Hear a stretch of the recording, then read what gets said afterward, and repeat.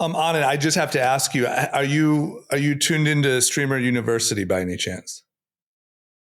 I saw something on the way in that Kai Cenat posted. Yeah.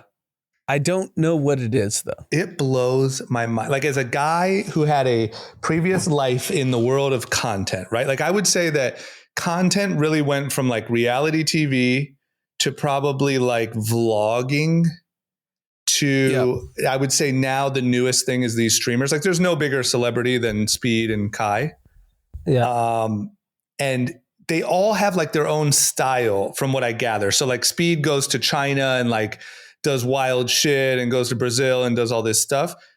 Kai more like sets up these things. The last thing we talked about was when he did that thing with Kevin Hart and Drewski and the subathon or whatever. But this one, what's funny is they actually went to the Akron University campus. No way. Yeah. And it's really funny. Like, I saw them all wearing Akron shirts and stuff. I'm like, why is LeBron involved in it? What's happening? And then I realized they were on the Akron U campus. And it's so funny because I used to skateboard there. Like, I had flashbacks watching it because like we would just go skate around the campus all the time when I was a kid. But anyway, they took over an entire Akron U campus and they invited like 50 streamers.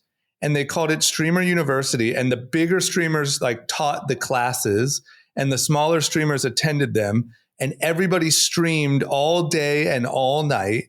And they had parties and they had like super soakers and it is the most, and here's the craziest thing to me is all of these streamers have their own like character that they play, right? Yep. And so the whole weekend they were in character like with each other. So it's literally like a live skit for an entire weekend. And if you looked at Twitch, like every single page was just Streamer University. It was a complete like takeover all over TikTok. So people paid for access, no, I'm assuming, right? They got invited. Got it. Like Kai. Like the streamers. Yeah, Kai made a list of like smaller people that he thought were promising and bigger people that he thought would be good.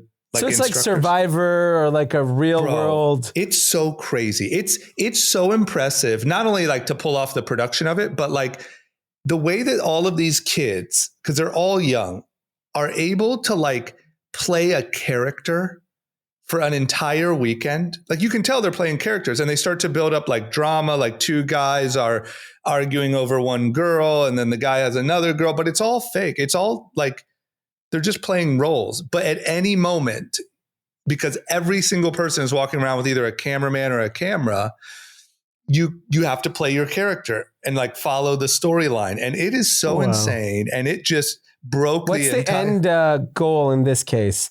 Like, is there a graduating class? Is there like a valedictorian? So they did like a an end ceremony where they gave out like awards and shit, valedictorian, like superlatives. Yeah, superlatives. That's what it is. Yep. And I think that they'll probably do another one. Like, I think it could be something that they do every year.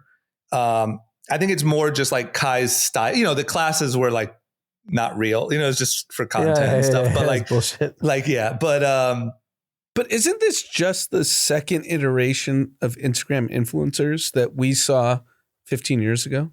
Well, that's kind of what I'm saying is I think that like, look, I think we inspired like the Jake and Logan Paul generation. Yep. And then I think that there was probably a couple more generations within that. But I'm saying that the new Rob Dyrdek, the new Logan Paul, the new whatever is Speed and Kai.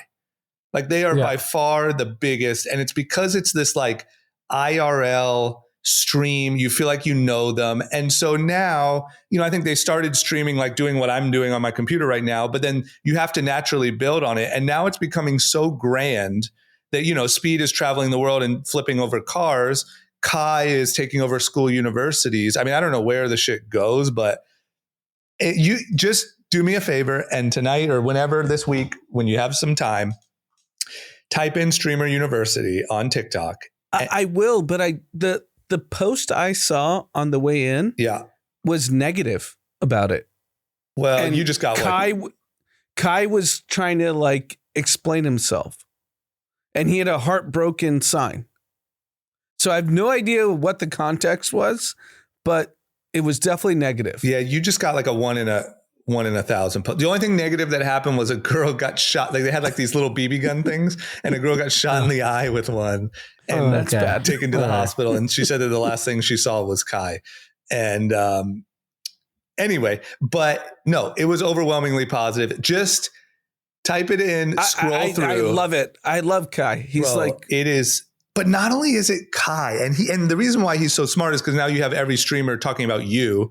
And like, you know, for the pep rally, he made everyone turn off their stream and send everyone to his stream. But like, it's the fact that all of these motherfuckers are like playing a character. Like they were fighting. They were having like a water fight where they were throwing water in the dorm. It was like fucking insane. I don't know how they didn't get shut down.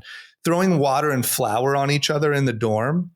And people are like fighting, like looking like they're about to fist fight, but never because it's an act. It's all an act. And it's new TV. That's all it is. Even that kid, Ray, the Taiwanese kid. Yeah. I think the last round of Knicks, he was getting bombarded. He was at the game. I'm sure, dude. Everyone was just like, yo, what's up? Yeah, they're so famous. They're so famous. It is so crazy. And like the other thing that would happen is like a girl that a guy liked would be in somebody else's room in their dorm room, and they could see because all the fans could see because they were on his stream. And so all the fans would go to that other person's stream and say, yo, room 604. Your girl's in room 604. And then the guy would rush down and then they'd switch over. It was fucking crazy. Well, I'll just, just to put a pin on that. Yeah. I mentioned Speed to everyone I met in China and they love him. Well, I mean, he was there. Speed. But that's so crazy. In China. What's crazy is when I got there, I landed in Hong Kong first, which is obviously not mainland China, but I randomly asked people, I was like, hey, do you guys know any streamers? He's like, who's Speed? And everybody that trip is the equivalent of, for those that are older, when Richard Nixon went to China and opened up China to the world. Yeah. Speed is the new Richard Nixon. I also think it's similar to the NBA guys that go every offseason to China. This is way bigger. Culturally, yes. No, but you know why? The NBA was marketing America. Speed was marketing China. Very different. We had always been marketing our shit in that country. Right. And the shift that's happening, and I'm gonna give you the full recap of the trip, because the Speed thing was not bringing American culture to China. It's about bringing Chinese culture to America.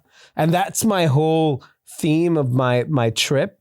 So, one of the things I had. So why don't you just start from the beginning? So I landed in Hong Kong, went straight to dinner with our friend Brian Wu, went to his restaurants, a mall that I've been to many times in Hong Kong, typical luxury, fancy mall called Pacific Place.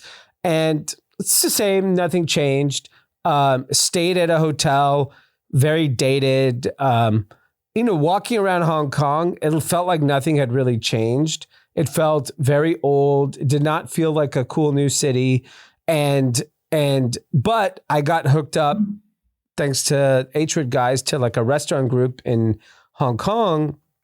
And I had like one of the best Indian meals I've ever had at the Punjab Palace. I had incredible Italian and incredible Chinese food. So the food was phenomenal, like as expected. But what I was really shocked to see, it was Hong Kong always reminded me of place of expats, Australians, British, Americans, they're gone. So if you go to LKF, it's not. No, it's all white? Chinese people. Really? Chinese and some Africans. Why do you think Because that that is? used to just be white people. What? Why is that? Do you think? So yeah, it's like LKF is like one street in Hong Kong. It's like a which Times typically Square is- type. Yeah. But in general, typically like, why is it because expats. they They all left. Like, but why I think do you during think? COVID, Right. people just decided and woke up and said, I'm out of here. Like, we went to a party one night and, I saw more, I saw Americans, I saw, British people, I saw more local Hong Kong people, but like, it definitely, like when you went to like the hot bar, the hot restaurant, it was a Chinese crowd. It was not a diverse crowd. So, and what's interesting is people kept complaining about how expensive Hong Kong is. Hong Kong is cheap compared to LA and Miami and New York. Like when you eat at Hong Kong at the nicest restaurants, they're like, oh, Hong Kong's so expensive. I didn't feel like it was expensive at all. 10 years ago, I felt like Hong Kong was very expensive. But when you eat out in LA or Miami or New York, it's so fucking expensive that Hong Kong felt reasonably priced for what you were getting. And so, yes, there were some nice restaurants and it looked beautiful and whatever, but like the city did not feel like what it used to be. Like Hong Kong to me always felt like the future. And then when I was talking to our friend Brian, I'm like, what happened, dude? This place is dead. And he's like, yeah, we all go to China on the weekends. And so what's interesting is all these years I've been going to Hong Kong, so many of the people I would spend time with in Hong Kong had never in their life been to mainland China. Keep in mind, to go to Shenzhen is a 30-minute drive or a 7-minute train, and nobody had gone. Post-COVID, it changed. Shenzhen, which is the closest city from Hong Kong, is where everyone goes to eat. It's cheap, luxury hotels, shopping, whatever you want. Apparently, everyone goes there on the weekends. Our friend was telling me that during like Easter weekend, it was like some record number of people millions of people went from Hong Kong to Shenzhen. So it was like, it's clearly becoming China is where it's at. And so whatever, we spend a couple of days in Hong Kong, meetings. People are not optimistic about Hong Kong. Business is bad everywhere. Tourism is down. Real estate's bad. Retail is bad. Like it's tough. The market there is tough. It has not snapped back yet. So I was like, okay, that's Hong Kong. Wonder what's China like. We had a train booked. A friend of mine sent us a car. So we took a car from Hong Kong to Guangzhou, crossed the border. And you see there's so many people going just for like. What was customs like? It was pretty easy. It was mellow. There's nobody there. Like when you land in Hong Kong airport, fucking zero people walking into Hong Kong. Do they ask questions? No, I think they're happy to see anybody. Even in China, when I went from Hong Kong to Guangzhou, that was a lot busier. There was like people there and people crossing the border. But like, dude, Hong Kong, no fucking traffic anywhere. Zero traffic. Like you were flying around like it was a holiday weekend on a Monday. Nothing. Nobody. What did Raj say? I know you hung out with him for a little bit. He said it's pretty bad. Really? Very bad. He said real estate's dead. He was very down. He was a very negative guy. Didn't like his energy. Very negative. They're fucked. Like Hong Kong people are not. They don't feel good. So then we get to Guangzhou. We get there. We're staying at the Rosewood. This is a 10-star hotel, $300 a night. 107 floor hotel. 107. I'm staying in like floor 101. Very inconvenient, by the way, to stay at 100. You keep getting, and you take 2 elevators just to get down. Right. You can do very good. Unfucking believable hotel. Probably the nicest hotel I've ever stayed at. Service, experience, food, whatever. Then I go down to walk around, and I used to stay back in the day at the Ritz right next door. And I start walking around the neighborhood just to like get reacclimated before our meeting. And I was like, oh my God, this place is so nice. Everyone speaks English now. Like every coffee shop, hit my Starbucks, hit the sandwich shop. Everyone speaks English. It was like, whoa, what the fuck happened here? Food is good everywhere, eating well. And I'm like, wow, China is hot. Go to meetings, have a few meetings with big companies in China. Go visit the offices. Holy shit. Well, the nicest office I've probably ever seen is VIP.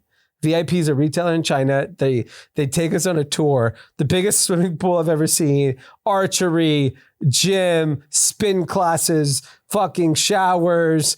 The library there, drama, you would lose your mind if you saw this library. Right. Every book ever made. The CEO, took us around, and he's like, with the founder, he's like a billionaire. He's talking about like, we encourage people to learn and read. And I was like, man, China has come a long fucking way. And I'm like sitting in the meetings and we're meeting different companies. We're meeting all like the Chinese companies everywhere we go. And specifically Guangzhou, that was the city of all the Chinese cities where I was like, wow, this city has come a long way. It's very futuristic. It is very livable. If you are willing to go out and like, especially if you're Chinese American, fuck. I always wanted to go to China like 15 years ago. I would go back now. Are your guys there Which guys? that lived in Guangzhou? I don't know their names. They're there. They're back and forth now. They're between Panama and Guangzhou. But they're just like, I give you an example. Okay, one, EVs. They should never, ever let Chinese EVs into America. They're too good. Really? They're too good. BYD. No, it doesn't matter. There's 7,000 BYDs. Chinese EV, my friend told me this crazy story. He's a manufacturer in China. He goes, making an EV in China today is like starting a brand. He goes, if you want to have an EV car, you can start one tomorrow. There's so many, all the manufacturers. So it's like opening a white label Shopify store. It's white label. You can white label your own car. If I want to do, D car, I can launch the D car tomorrow. It's so easy. There's 1,000 fucking brands in China of EV. They're like these minivans we were taking everywhere, personalized, temperature, just massage chairs, just too good. Yeah. And the thing is like, if you're an American manufacturer, you can never allow these cars to come. It's a wrap. Every American car company would go out of business tomorrow. Ford, GM, fucked, done, finished. They're too good. And they're priced all over the place. If you want a kind of just basic car for 20 grand, you can get that. If you want the most luxurious minivan you've ever been to for $80,000, they have that. So like the taste level, even when you walk around Hong Kong, the style kind of felt drab, like didn't feel cool. I got to Guangzhou and then later I'll talk about Shanghai and I was like, whoa, everyone's like super trendy. I was like, this is fucking cool. This guy's a CCP agent. I know. It's we lost him. I'm selling the dream here. We lost him. So He's like, speed. Guangzhou, we go. He's speed. Look, here's the thing. You can walk anywhere. You can do whatever you want. You just cannot speak the fuck up. You have to shut the fuck up. Well, it's like Dubai, right? Yeah. Right. As long as it is unbelievably safe. It's clean as shit. It's like the big difference between, I know everyone thinks India is the next superpower. It's not. There's no fucking chance India. In China, there's not a piece of fucking trash. I did not see trash or a trash can. No, but everyone thinks India is 30 years behind China. No, they don't have the cultural self-awareness. Chinese people have so much fucking pride in taking care of their community and their country. I don't think India could never get away. Trash? Where are you gonna put the trash? People are shitting on the streets still in India. Plumbing. The dictatorship of China is what got it there, right? And now there's like a semi-freedom lifestyle. Right. What happened to him there? Did he get turned? They turned him. No, They turned him and sent him back. I think what it is like when you're walking. When you're walking around a country, like when you walk around Europe, go to Shanghai. No, I'm going to go to Beijing. Beijing was scary.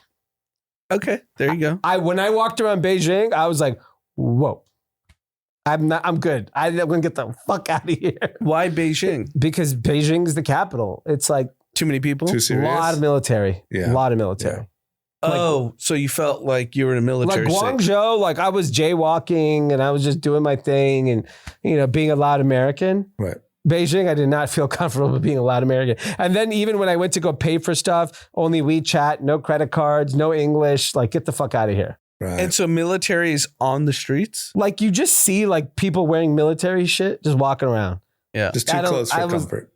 Yeah. I was like, I'm good here. Yeah. I was only there for like fucking 16 hours, not even 12 hours. So I was like, get me out of Beijing. Yeah. Not my vibe. Right. Shanghai is exactly how I remember, just got a little bit nicer.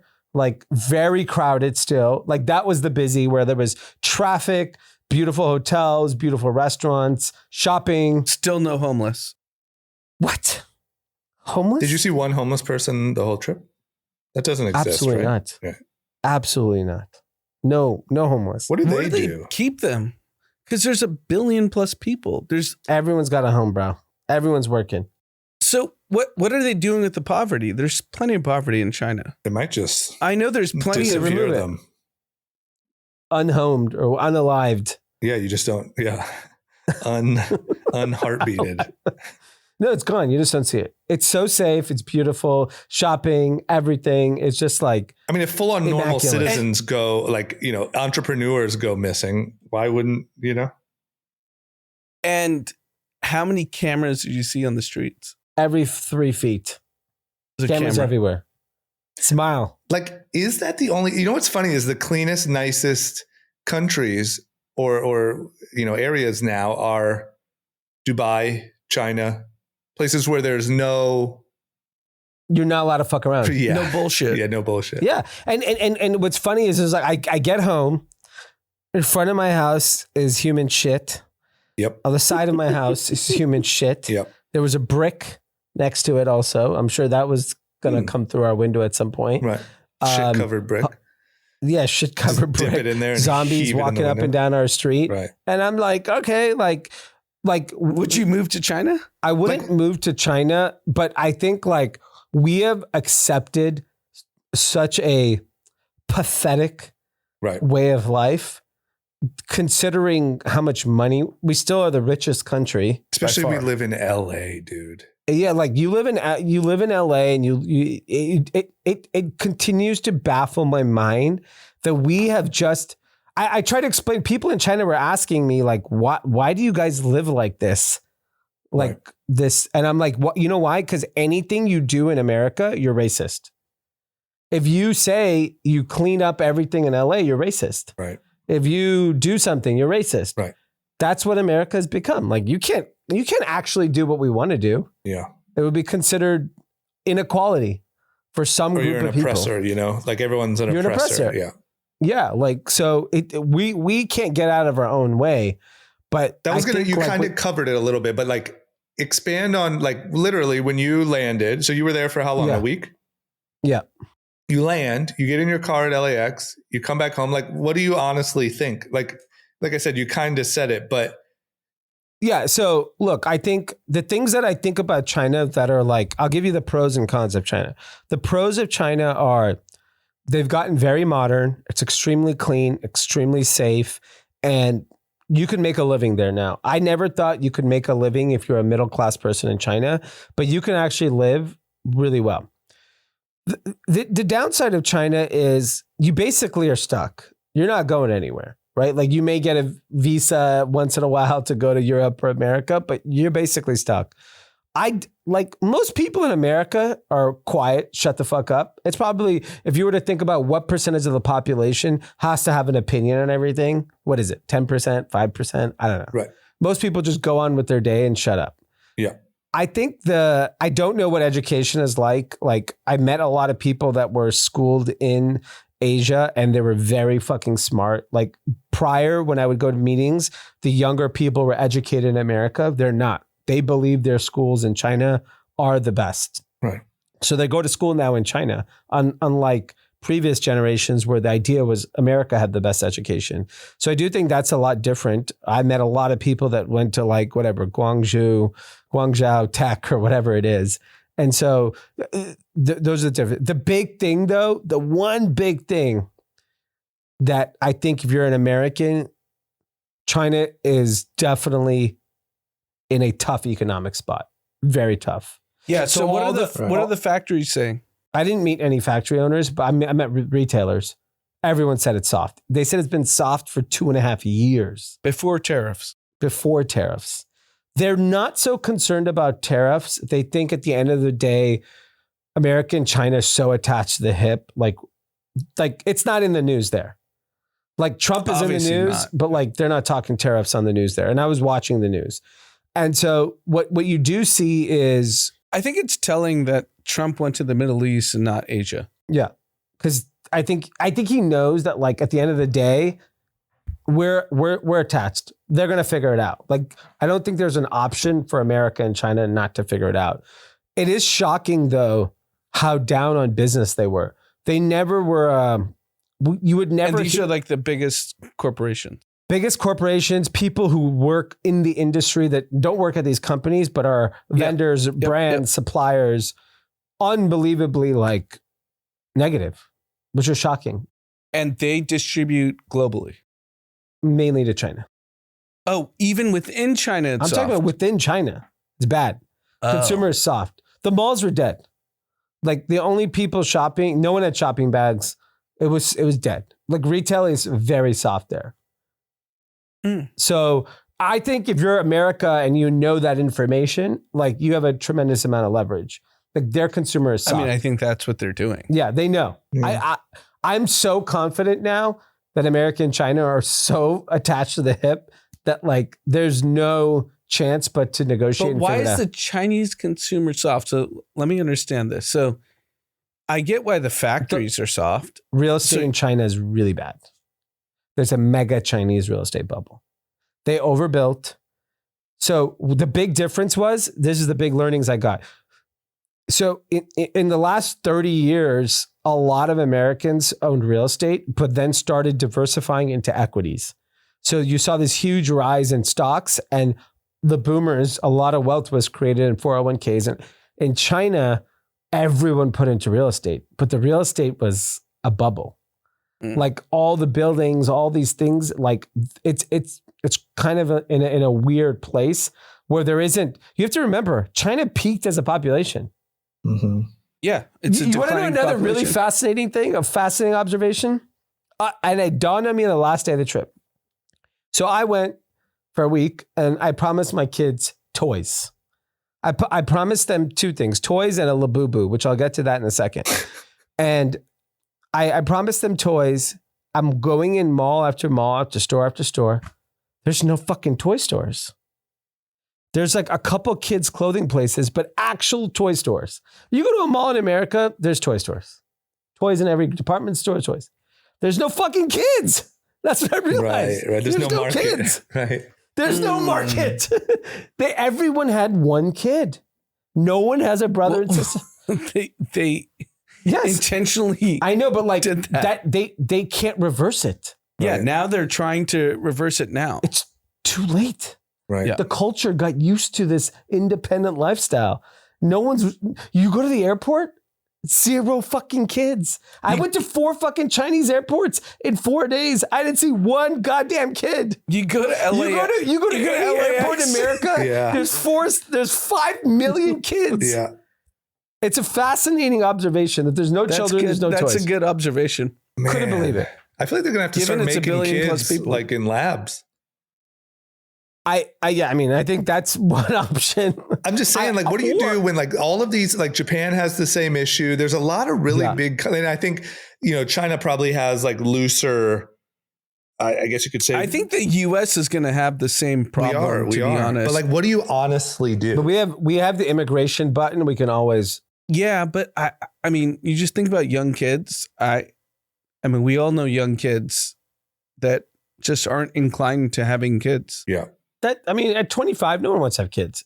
I think they'll have kids. I think life expectancy, as it continues to increase, people will have children later. I'm not as concerned about America about it because America is still like a family culture.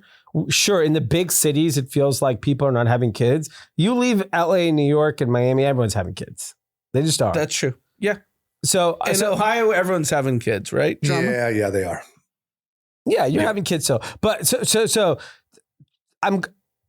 the toy thing really blew my mind because there was no kids, no toys. That was crazy. Did you get a toy for Dom? What about No, the I can't find Labubu? fucking toys. There's no goddamn toys. So I just want to say on our January prediction episode, I said my biggest prediction of the year was Pop Mart and Labubu. Yep. And obviously I was right. It's biggest thing in the fucking world. It's so big, you literally cannot find it in China either.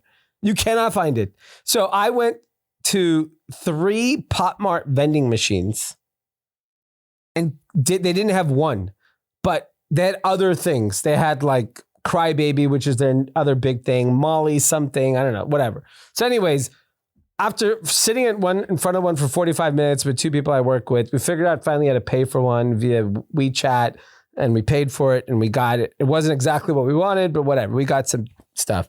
But Pop Mart phenomenon. My God. When you land in Hong Kong, you just start looking at all the wealthy people's like Birkins and the bags. Everyone had a Labubu on top of their bag. And literally in the 1 week I was gone, because I told my wife about it, and a lot of people didn't really know about it. Our age group, obviously young people knew about it. I come back and it's Labubu mania. It's fucking mania. Everywhere I go, I see these goddamn dolls now. And every Like woman with has them on their adults. bags. Adults and their so Birkins. I don't know if you saw on Instagram, Deluxe Yeah. on his DJ set had a Labubu. Everyone has them. What the fuck? You know, I don't think you guys realize. I don't know where he performed this past weekend, but there was a Labubu doll on his set. This is going to be the Beanie Babies times 100. It's that crazy of a craze. Is it here at all?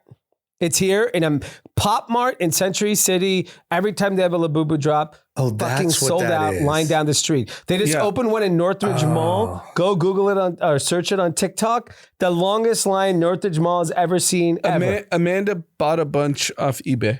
Yeah, that's where you have to buy. God, I've seen those You lines overpay. at Only Century chance. City. Yeah. The lines at Century City, I'm telling you, this thing is, and it's really interesting because it's very popular in like predominantly Asian influenced big cities. So like LA, San Francisco, and New York. Right. No one else knows about it yet. It is about to be like so fucking big this year for Christmas. And I think the other interesting piece to it is the full price retail, if you can get it, is like $20-$25. It's a blind box. That's what everyone wants to buy. So you can unbox them and see what you get. A 6-pack is $128. I think given the financial times we're in, you get like tremendous joy, and it's like a reasonable cost. Like if this was during COVID, you're buying like a Rolex. Now you're buying $128 6-pack of fucking Labubus, right? And you get a lot of joy. But I'm telling you this thing. So I'll just share. I went and met with them. All right, so I went to their office. Right, can you walk me through the history of Labubu? Why is it so big? Yes, that little guy. It's just different versions of that little guy. Yeah, Wow. and there's collabs. So Pop who's Mart's the a founder? 15-year-old toy company. 15-year-old. It's not that long. Yeah, but it's a young Chinese guy that started it. And this is going to end cap what I believe the future opportunity is, because we're all listening to entrepreneurs here. Pop Mart's a Chinese company. Shein is a Chinese company. BYD is a Chinese company. 10 years ago, the idea of buying a Chinese brand in America was unheard of. 5 years ago, coming out of COVID, during COVID, Chinese anything. Yep. People were being prejudiced towards Chinese people. Chinese brands are the next wave of brands. Not Korean, not Japanese. What I saw, I met with mega factories that launched Chinese brands in China, and they were telling me about their brands. So I went and visited all their stores. Oh my God. The product is phenomenal. So Pop Mart is going to be the wave that changes this. Where like, but how did Labubu become an Lisa, American do you know phenomenon? who Lisa is? Who? Is it Do you know K-pop? who Lisa is? Blackpink. Yeah, Yeah. of course. In the fall Good. of last year, posted it on Instagram. And I think that's what drove it in America, got awareness of it, because she was looking for a specific Labubu and she kept talking about it and she found it and she got so excited when she got it. She was, if I were to guess what was the impetus that made it popular in America, is probably her. And then what happened was like, it literally became an accessory for Birkin bags. So it's just like dumb luck that the richest people on earth, whenever anything starts with the richest people, you guarantee you're going to get the poor. 100%. And it's not super expensive. No, but that's my point. This doll started hanging off of like even what's funny is I told Dominic about it, who's in first grade, about like, he's like, why are you going to China? I go, Labubu. And he just didn't know what that was. So whatever, he goes to school, he's like, oh, my dad's in China getting Labubu. And now all of a sudden everyone knows what it is. Like in the matter of weeks, in the last 6 weeks, this fucking thing has become such a phenomenon. And I saw, like, I noticed it at ComplexCon last year. That was where I was like, oh my God, this thing's about to blow. Because I know all the reseller kids were collecting them and reselling them in our office. And then ComplexCon, I saw a line and I was like, oh shit, this thing's going to go. But you really think it's Lisa from Blackpink? I think she had a big push. She had a big push. That's where like a lot of people have pointed to why it got popular. But here's my end cap on the opportunity. Chinese brands are coming to America. Chinese car brands will never be allowed here, and they shouldn't. Everything else, fashion, beauty, other types of electronics that are not like invasive. Like obviously when you see the robotics in China, it's phenomenal product. I don't know if that'll ever make it here either, because if you don't want the autos, you probably should not let Chinese robotics in your home. But I sat through a presentation of Chinese robots in homes in China. They think they'll have full penetration in Chinese homes within like 5 years. Like full. Everyone's going to have a robot in their house. Cleaning, answering calls, doing the most basic things. So I think this next wave of brands that happened in America, like there was this huge wave of Korean brands that came in the beauty space. I think Chinese brands are going to get in every category, every beauty, fragrance, apparel. And I'd be thinking if I'm an American brand, what my competitive advantage is. And it has to be marketing, because the product now that they're making is so fucking good, because they make for the best brands in the world. So the product is phenomenal. Like I would look at like random I saw a power drill. Chinese power drill is so sick. Like the sickest power drill I ever seen in my life. I guess you're saying two different things. What? The design. Yeah. It was beautiful. Yeah. You're saying two different things, right? You're saying they're able to produce better than anyone in the world, but then the economy's still soft. In China, they need America. They need America. They are underestimating the big fat American. They need it.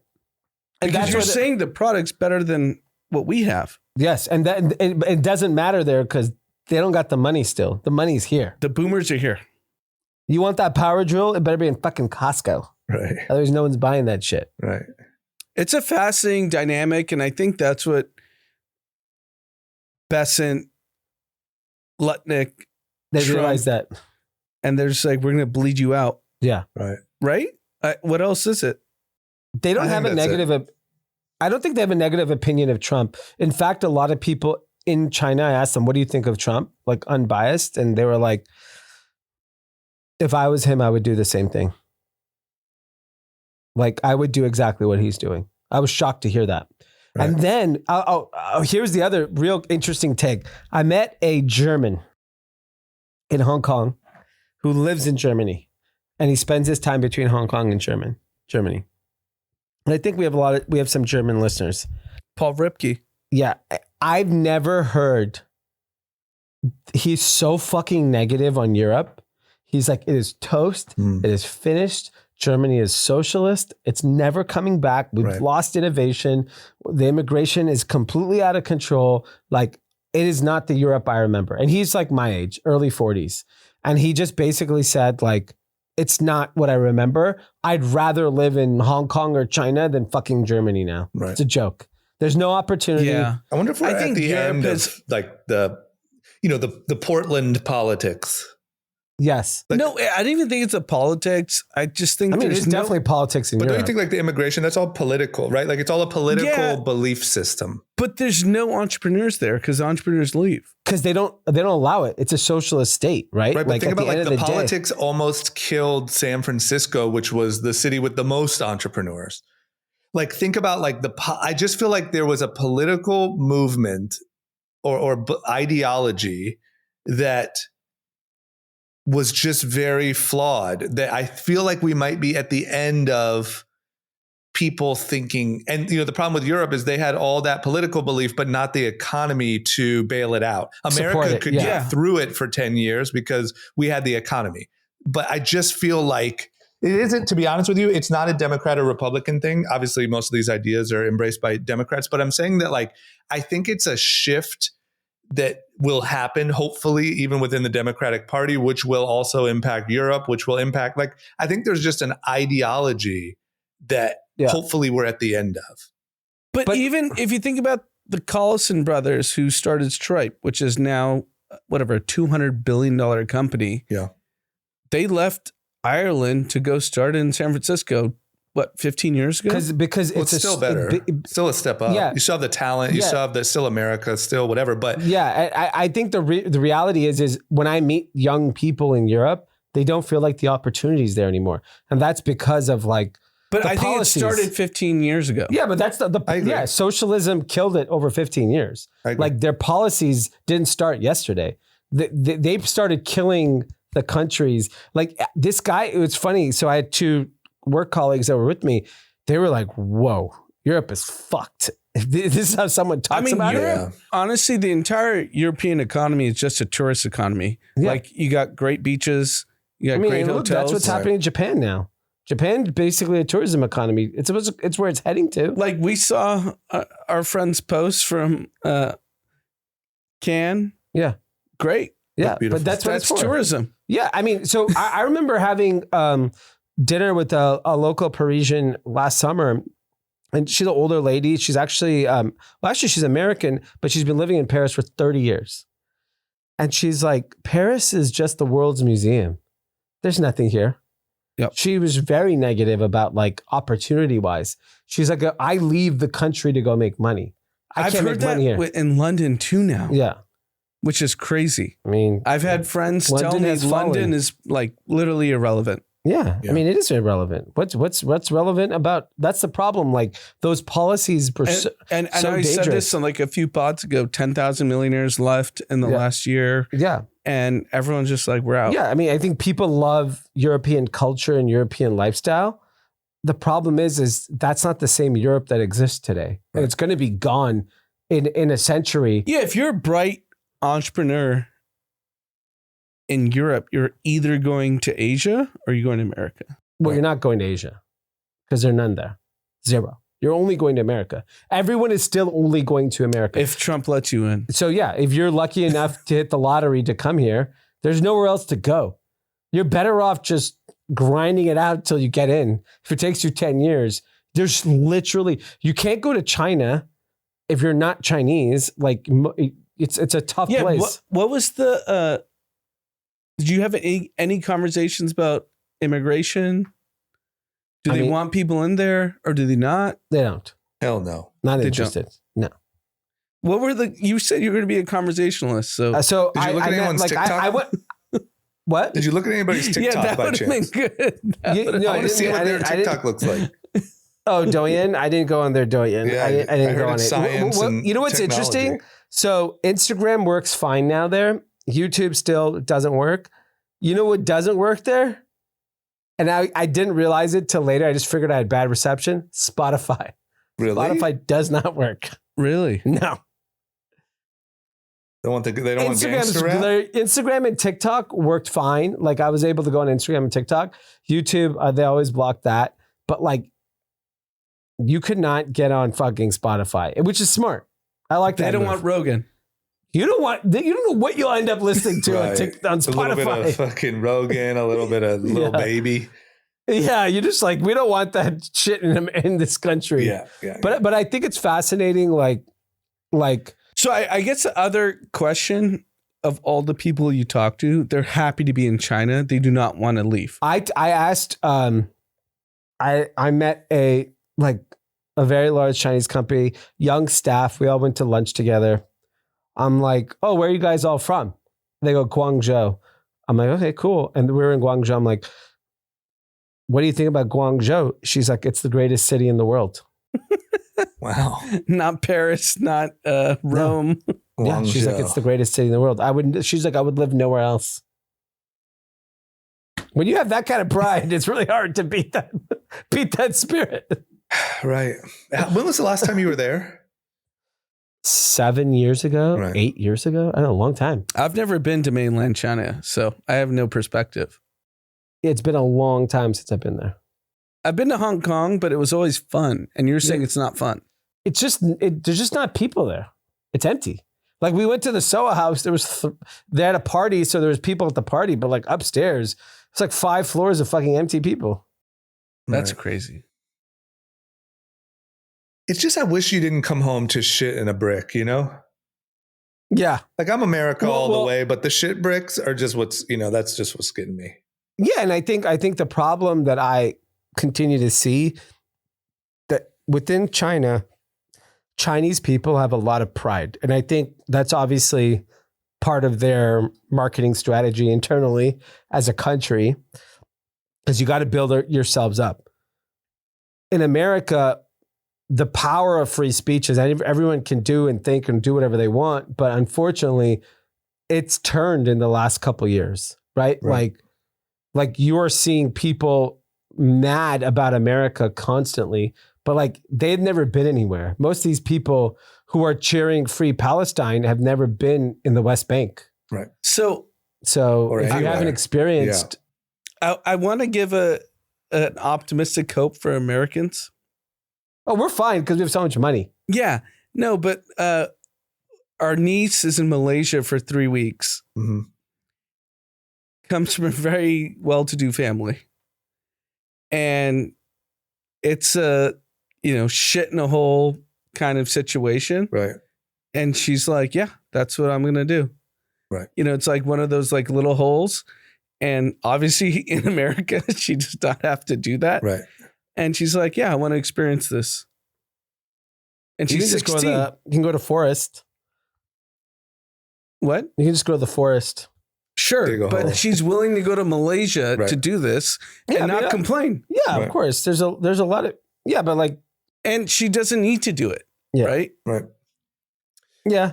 I mean, that's a lot of kids. So a lot of kids will go and experience, life outside of America, which is fine. But I think the bigger issue is we have to figure out how to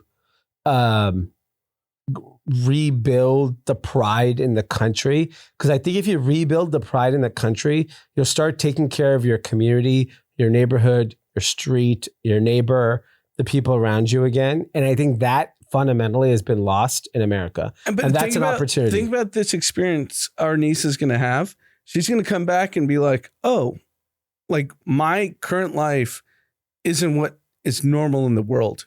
Yeah, but doesn't mean she's going to do anything differently. I don't in know if America. she won't, but she'll have empathy. Yeah, but that's part of the problem. We have too much empathy in America. It's time to start having pride.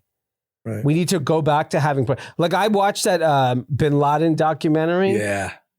and I was like, "Fucking Oh, USA! it's God so damn it!" good. I didn't see it. What platform? It's on called American Netflix. Manhunt on Netflix. You gotta watch it. It's So like, it's why like America is great. You know what? We could find your ass and fucking blow your ass up. and you anytime just we see when I want. saw those, like even the military generals, like getting all fired up. yeah. I was like, "Fuck Yeah. yeah!" It's so good. and I think ultimately, like when you go to a place like China, which despite some of the economic challenges, is a world superpower and will continue to be a world superpower for the decades to come, probably the next century. Europe, obviously, they have lost pride in itself and it's crumbling. In America, a subset of the population has tremendous pride that they're very grateful they're here. But what's scary is what's happening in college campuses where everyone is just fucking shitting on the country. Right. And that's bad for like But you know what that- those kids become. That's what I was going to say. The scary thing is that's where all of like the managers and future CEOs come from. Yeah. Like, if that's Yeah.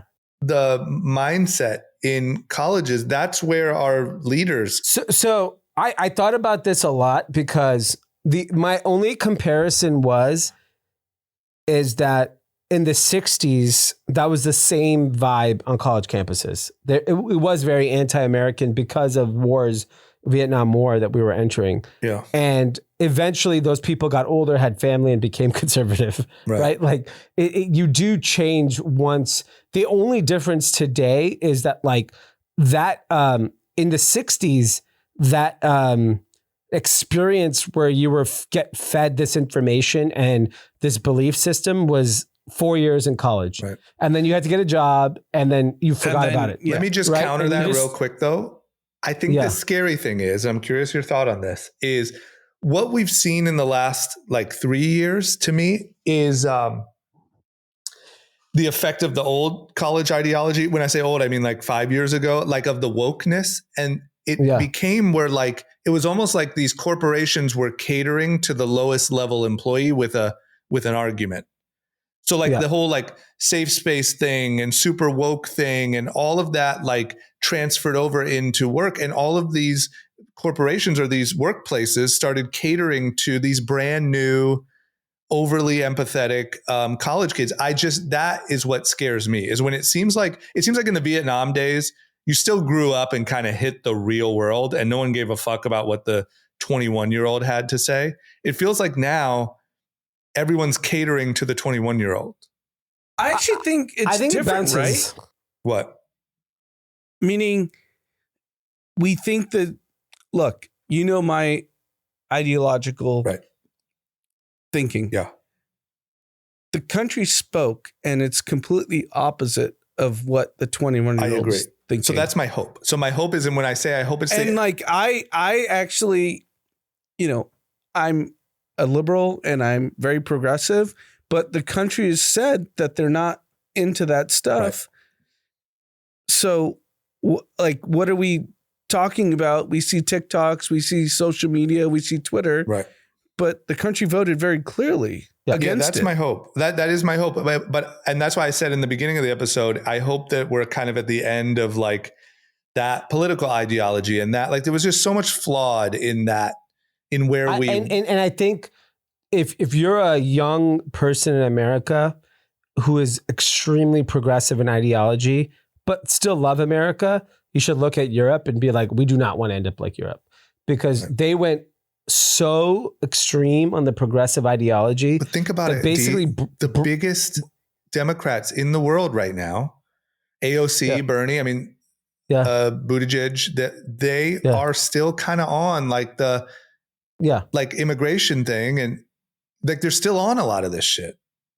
Yeah. So, but here's the thing: what Anand said, like, if AOC ran for president in whenever she gets smoked, she would get smoked. Right. I could run against her. Yeah. Like, I don't think if that is the best candidate that the Democratic Party puts up, then they're going to lose power. My only hope is Dean Phillips. I bet. Here's my prediction: the person that is the Democratic nominee, we've never heard of. I hope so. It's gotta be. I think it has to be a dark horse because like whoever's that list that I saw with the who's polling. No, those are all terrible. 100% 0 cents. But they're still 0% doing it. Like Tim Walz. Have you seen any of this guy's fucking speeches? I mean, these motherfuckers, it's just crazy. No, and I think that, like I always say on the pod, I think that my angle, and I'm actually just kind of realizing this, my angle is actually someone who wants the Democrats to figure it out. Because I do. Well, I think it's healthier for the country if they figure it out. If Dean Phillips was a little more charming and a little more charismatic, I think he'd have a shot. But he's not, so he has no shot. Yeah. It's just when you see like the AOC and the Bernie. I mean, look, like I said, I don't think they would win the election either. The problem is, but they are the biggest. Those guys, and they're really charismatic. Yeah. Whether you agree with them or not. Bernie's great. I'll listen to any Bernie interview. Right. Bernie was on Andrew Schultz's. Yeah. I had to download it for my flight tonight. I'm going to listen to it. He's charming. He's a great speaker. And by the way, I agree with a lot of shit Bernie says. But the problem is, at the end of the day, he says things so extreme on a couple things that I'm just like, nah, fuck you. Right. I'm not voting your way. But that's my point. I think they still, when you look at the way that they're handling like the immigration thing and these different things, I think they're still... Look, if they took the White House today, if they won some sort of election today, I think they would keep a lot of the policies that's fucking up Europe. Oh, 100%. Today. Yes. I think after the next 2 years, they'll hopefully figure it out if they were to win. But Yeah. I don't think they've totally bailed. Like the shit they're saying on stage is. I would assume that someone on their team is not a complete idiot and is reading the room. I would assume, but where are they? They're not there. You know how the Republicans were run by the Kochs and the Democrats were run by Katzenberg and all these other guys? I don't think either party is run by anyone anymore. Because Trump wasn't. Trump runs the party. I think Trump runs the Republicans. And I don't think anyone runs a Democratic party. No, it's a banana but republic. I think the they're in chaos. Democrats, they're in chaos. And I don't think there's a person, they don't have like an Elon type figure that can galvanize them and give them money. Because you also have to give like $10 billion or at least the illusion of $10 billion. Yeah, Elon gave $250 million, I believe. Yeah. I think he probably gave more of like other things that we could never quantify. Well, he gave the media of X, right, which is priceless. But yeah, I think like I don't think there's any leader on either side of the party. I mean, their new guy is fucking. What's that guy's name? David Hall. Yes, Trump is the leader. He's the supreme leader. Yeah. I think there's no leader on the Democrat side, but I think that they haven't abandoned. They need to abandon, like the same way you just said on it, as a liberal, like you sort of accepted, whether you're the happiest about it or not, you've accepted what the country said. And like, okay, what do we do now with this new reality? Where I feel like they're still on the old reality. Yeah. And it's they have to, and what's interesting is just like hearing people from around the world, everyone I talk to would say like, I get why Trump is acting like this. Right. We have taken advantage of you guys. Like Europeans, we made China. Everything you're talking about how great and how much progress China has made, all that stuff. We did it. Yeah. Crazy. No, we paid for it. We paid for all of it. We paid for most of the world's progress of the last 50 years. Which is okay. Which is fine. We need to also progress ourselves. Yeah, it's fine. It's just everyone here can't be saying death to America. That's the only. You can't say have that. Shit breaks outside your house. We have to hold our local politicians accountable. Like we just have to. Like we can't let the people that lived in fucking Altadena not get a house for 10 years. That's a joke. If that happens, someone should fucking lose their job. Right. Like think of how many people we probably pulled out of poverty around the world, but just in China, because we're talking about China. Probably this is one of the things, like a friend from internationally who listens to the pod. Mm-hmm. He's like, no one talks about the LA fires anymore, huh? Well, people who live it deal with it every day. I was with a crew from Palisades today. They're living it. I know, but it used to be like the social media rallying post. Well, I was pretty surprised at how long it lasted, actually.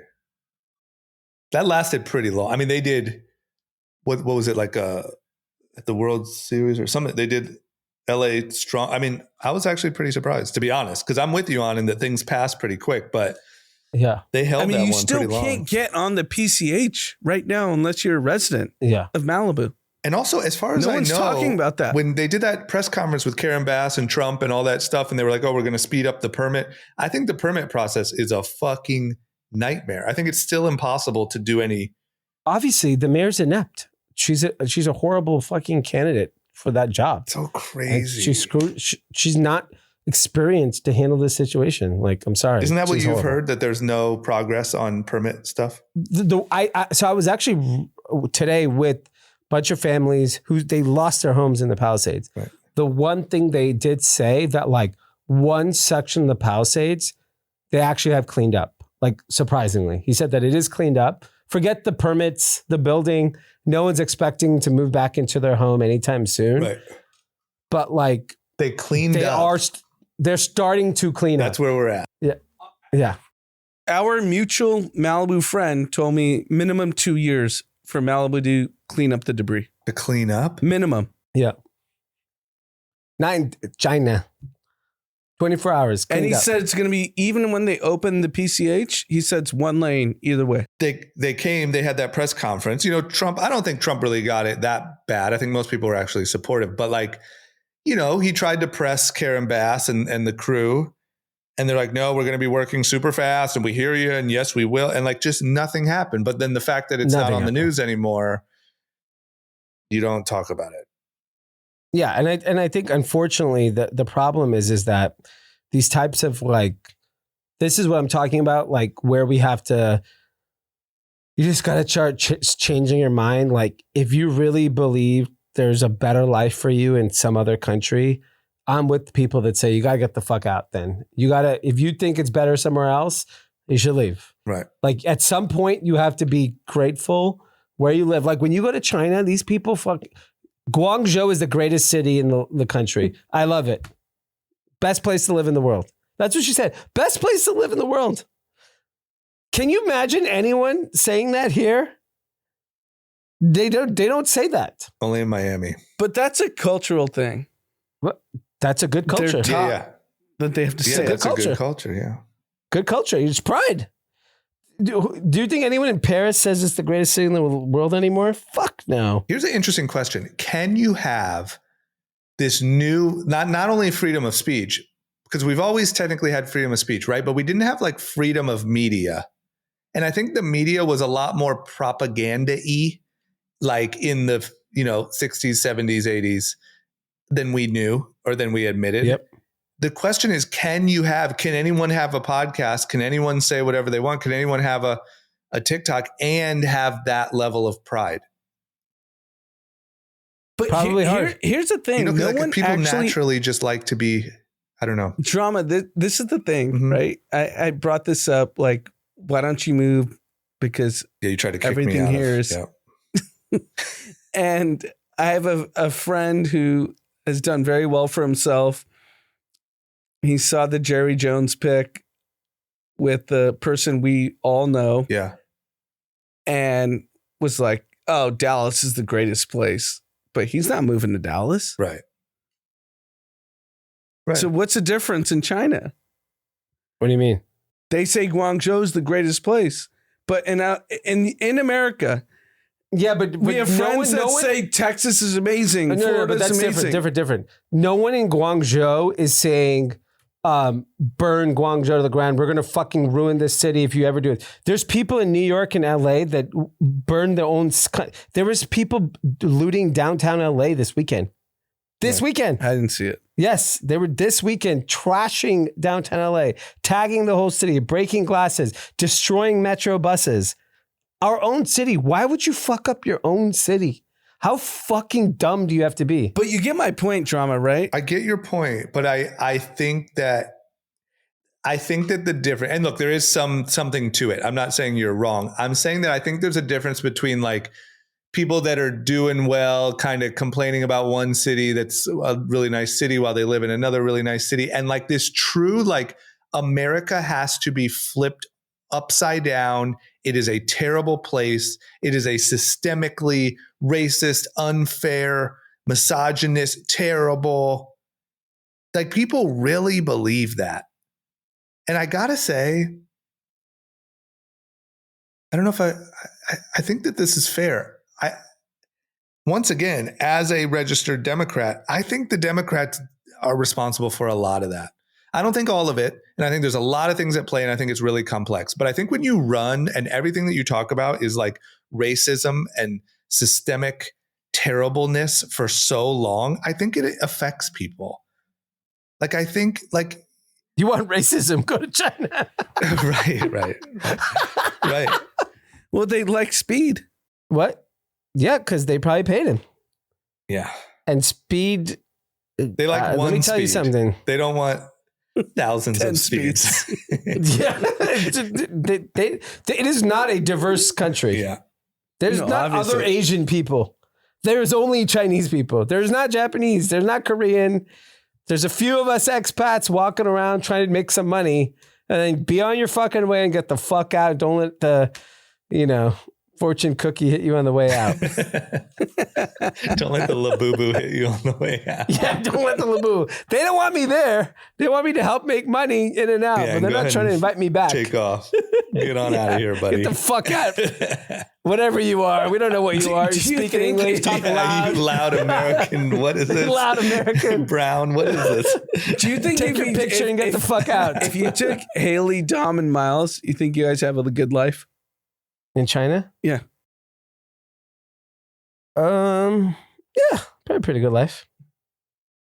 I mean, there's English schools. So I would say the education, there wouldn't be an issue. I think the hardest part would be finding your people. I also think the culture too, like your kids, like, you know, you watch football, then they go to the park and play football, and they have favorite baseball players, and they're those kids are fucking American as shit. You're not going to go dude, like my kids need in and out, fucking fries, and Patrick go to China and start Mahomes. asking who Patrick Mahomes is if anyone wants to throw the ball around. They're going to be like, no. What's really interesting in previous times when I used to go to China, you know, I would see LeBron James. I would see that shit's gone. There ain't pushing no American stars anymore. Really? No, American stars. Sport. Dude, I couldn't even. It was so hard for me. Like, what about Ronaldo? Nah, I didn't see that motherfucker. Messi? Anyway, zero. Let me tell you what it's not. Messi. They don't want Lionel or the real. I mean, I went to Adidas, Nike. I didn't see nothing. No Who celebrities. are they pushing? Just China, like an bro. Asian dude in a lab coat. Yeah, like a trendy looking Asian guy. Fauci. Fauci set the country back. Yeah, that's true. Yeah, Fauci fucked them. I feel bad for those bats. Actually, yeah, they probably hate. I mean, you would think Fauci did it. Not Kyrie? You didn't see Kyrie? He's huge in China. No, that's fake news. Wow. I think Anta I saw everywhere. Everyone was wearing Anta. Anta's huge. So you didn't see one American professional athlete on a billboard? Nothing. I used to see these people on this billboard. It sounds to me like That's they've kind of said, like, fuck America. We're just going to talk about how great we are to our people. Exactly. That's what it is. We're great.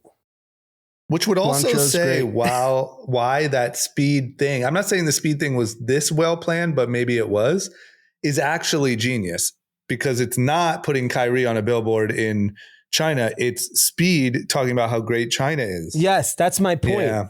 That it's not about America pushing American culture in China anymore. You did not see LeBron. I don't believe that. No Braun, no Lay. Nothing. I'm telling you, I have a picture on Nanjing Road of fucking a witness sign of LeBron. There's a bigger than the one in Cleveland that everyone takes a picture of. Yeah. I have a picture of it in Shanghai. Yeah. You did take that. I took that picture. Yeah. That shit ain't there anymore. Damn. We got to get it back. Because look, I will say By the way, you know what? The other interesting take, Nike's not popular either. Really? Definitely not popular. We hung out with So the summer's about to start, yeah. right? The finals will be done by end of June. Do you think the brands are not going to send their guys to China? They probably will, but they don't have influence. They don't. Because they all go. Remember when Kyrie came on your pod, Drama, before our pod? Mm-hmm. The next day he was going to China. Mm-hmm. Yeah. I Not think anymore. Kyrie's still popular. I think NBA players are still popular in China. It's about China. I mean, look, you They got got to their know if you're China, the one thing you don't have, you can have manufacturing, you can have finance, you can have everything. They don't have culture. They're about to. And so, Labubu is fucking transformational. That's what I'm for saying. Chinese Can culture. you you name look one at- Chinese celebrity? What? Labubu. Lisa. I mean, that's a product. What are American celebrities? They're products. Kyrie, LeBron, Ant-Man. They're gonna You get think Ant-Man can't I don't shut think down a anything's- mall No, he's in too China? reckless. Nah, they're not letting Ant-Man come to China. Don't know what he's going to say. Yeah.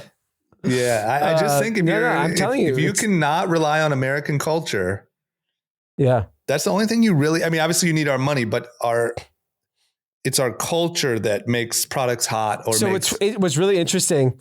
We were there for a week, and I didn't really see Americans, British people, nothing. The last night, I just was like, I wonder if there's a Mexican spot. So I found one. Half a mile from our hotel in Shanghai. We go, all the Americans and British, tequila, nachos. Really? Yes. Was it decent or? It was bad. I mean, like if I lived there, I'd eat there every day. Was there any Mexicans working there? Absolutely not. Right. Okay. Oh man, how fun! You take an Uber? What'd you do? We took a Didi. Oh, Didi. Where do you go tonight? Do you, We're go, not pushing Uber. Didi. National. Yeah. you go That's what to I'm saying. Like they basically have they took the speed at which they've developed culture is insane. I just like I said this earlier, like 15 minutes ago, you're saying two different things. That They're allowed to have a bad economy. bad economy, but they love the country, right? Yeah. yeah. That's a takeaway. Because like Dee said, if that's accurate, which I believe it is, that they put all their money into real estate and it was a bubble and they have a bit of a population crisis. That's the problem is that they didn't invest in great, you stocks. have all these other pieces, but I'll tell you what advertisement I did see all over Hong Kong and not as much in China, but like in the airports and shit. But Hong Kong, the most billboard I saw, QQQ, invest in QQQ ETF. Oh, wow. Which is the NASDAQ 100 ETF. They know where to put the fucking money. Yeah, That's do. why I walked away from that trip. I was like, I got to buy stocks. Yeah. So the only place to put money is America. I've always said that. Yeah. I know, but even like people, everyone believes China has like if you're a Democrat leadership, you're telling everyone, your party, the Chinese has leverage over America. They don't. America doesn't have leverage over China. China doesn't have leverage over America. We're lockstep. We're going to figure it out. Like all this shit's going to be solved. Right. So pre-COVID, because I don't travel like you do, but pre-COVID, I traveled a bunch. And every international airport I used to exit, I'd see Usain Bolt. Is there another character like that today? Yeah, Chinese Bolt. There's only Asian people. They're done. They're done pushing everyone else's shit. They all look plastic surgery, Chinese people. Yeah, we got to tear Good looking people. They look great. We got to get Kyrie back in there. You know what I mean? Yeah, I do not see like unless it's like a Asian American celebrity, they ain't gonna break through. I think we got to put our foot down. You don't think an American can be on? They just won't do it. No, why? What's the point? Who cares? Even Speed's there. He's buzzing, but he wasn't on no billboards. Right. Love Speed. Yeah. But he wasn't on billboards. The young people know who Speed is, but like, yeah, they got him out. That was a trip to push Chinese culture, not American culture into China. No, of course. It was very. That's what's happening. They got him in. They got him out. I'm telling you, Labubu and Speed and a couple cars and Sheen, couple of these things. This is going to become the brands that people, Anta's making a big push in America. Chinese brands are coming. Anta's Chinese? Yep. Wow. Yeah. And by the way, when you go to an Anta store and you look at the shoes, you're like, fuck, these are good. Right.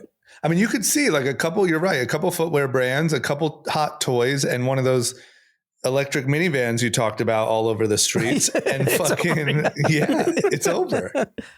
I mean, it's basically We're already like, all on TikTok. 20, 30 years ago, it was all about Japanese everything. No one's talking about Japanese anything. No, just for sushi. Yeah, okay, that's it. But think Literally about the nothing. fact, yeah, man. I didn't even think about also they control the biggest fucking marketing vehicle in our whole country. Yes. Being TikTok. Yes. Bing bong. So you can literally. Bing bong boom. Are you a Knicks guy, by the way? Is that a Knicks hat?